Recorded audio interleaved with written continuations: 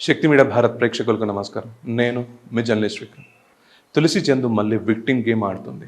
తనకు బాధితురాలు ఉన్నట్టు, ఇక్కడ సో కాల్డ్ పాకిస్తాన్ని టార్గెట్ చేసినట్టు, ఏదైతే తన ఛానల్ ఎదగడానికి స్టార్ట్ చేసిందో విక్టిమ్ గేమ్ మళ్ళీ ఈరోజు స్టార్ట్ చేసింది. నిన్న ఒక వీడియో రిలీజ్ చేసుకుంటూ తను ఒకసారికి బాధితురాలు అన్నట్టు ఏదో ఎక్స్పోజ్ చేద్దామని ట్రై చేస్తుంది జనాల మధ్యలో. కానీ జనాలంతా పిచ్చోళ్ళు కాదు. ఒక్కసారి అంటే పిచ్చోళ్ళు అవుతారు, కానీ 2-3 సార్లు ఇదే నెరేటివ్ని, ఇదే విక్టిమ్ కార్డ్ని ప్లే చేస్తే ఎవరు నమ్ముతారు మిమ్మల్ని? జనాల తరపున మిమ్మల్ని నేను క్వశ్చన్ చేస్తున్నా ఒకటి. హిందూ దేవీ దేవతల గురించి, హిందువుల ఆలయాల్లో కాన్స్పిరెన్సీ గురించి అండ్ ఇక్కడ హిందువుల గురువుల గురించి మాట్లాడినావు తప్ప ఒక చర్చ్ పాస్టర్ గురించో అండ్ దర్గాలో జరిగిన 100 కోట్ల స్కామ్ గురించో, ఒక చర్చిలో జరుగుతున్న డిస్క్రిమినేషన్ మీద ఎప్పుడు మాట్లాడవు కదా నువ్వు. నిజంగా నువ్వు ఒక ఇండిపెండెంట్ జర్నలిస్ట్ అయితే ఇటు హిందువు గురించి మాట్లాడాలి, ఇటు ముస్లిం గురించి మాట్లాడాలి, ఇటు క్రిస్టియన్ గురించి మాట్లాడాలి. అసలు తప్పు ఎవడు చేసినా వాళ్ళ గురించి నువ్వు మాట్లాడాలి. కానీ నువ్వు సెలెక్టివ్ జర్నలిజం, సెలెక్టివ్ నెరేటివ్స్ని రైట్ వింగర్స్ ఇక్కడ సపోర్ట్ చేస్తున్నావు, దానికి క్వైట్ ఆపోజిట్గా నువ్వు చేస్తావు. నీ లెఫ్ట్ వింగర్ అని అనుకుంటా అండ్ స్వయం ప్రకటిత అర్బన్ నక్సల్వి నువ్వు ఈరోజు వచ్చేసరికి యూఏపీ యాక్ట్ ప్రశ్న మీద ఎందుకు పెడతారని నువ్వు మాట్లాడతావు. నువ్వు ఒక అర్బన్ నక్సల్ అని స్వయం ప్రకటితంగా నీ ఫేస్బుక్ వాల్ మీద పెట్టినావు. నువ్వు ఈరోజు యూఏపీ యాక్ట్ గురించి నువ్వు మాట్లాడు. అసలు నైతిక అర్హత నీకుందా ఆ మాటలు మాట్లాడడానికి? ప్రశ్నారావు ఏమన్నా ధర్మకర్తన? నోరు తెరిస్తే భూతులు హాఫ్ ట్రూత్స్ చెప్పుకుంటూ ఎకో సిస్టమ్ని రన్ చేస్తున్నారు. అదే హాఫ్ నాలెడ్జ్తోని ఇక్కడ మీరు జనాల మధ్యలో విషం నింపుతున్నారు.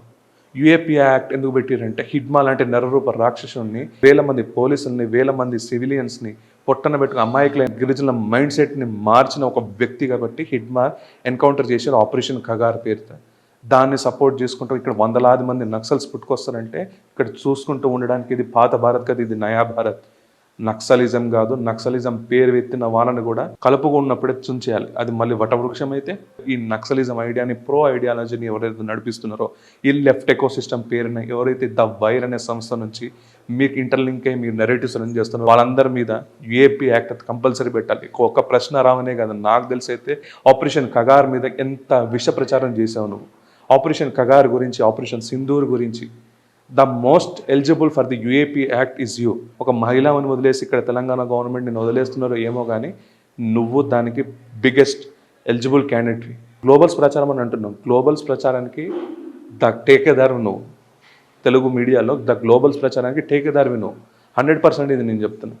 అయోధ్య రామాలయంలో ఫ్రాడ్ ఏదో జరిగిందని చెప్తుంది. అదే యూపీకి చెందిన ఒక దర్గాలో 100 కోట్ల స్కామ్ జరిగింది. మరి దాని గురించి ఎందుకు సైలెంట్గా ఉంటావు?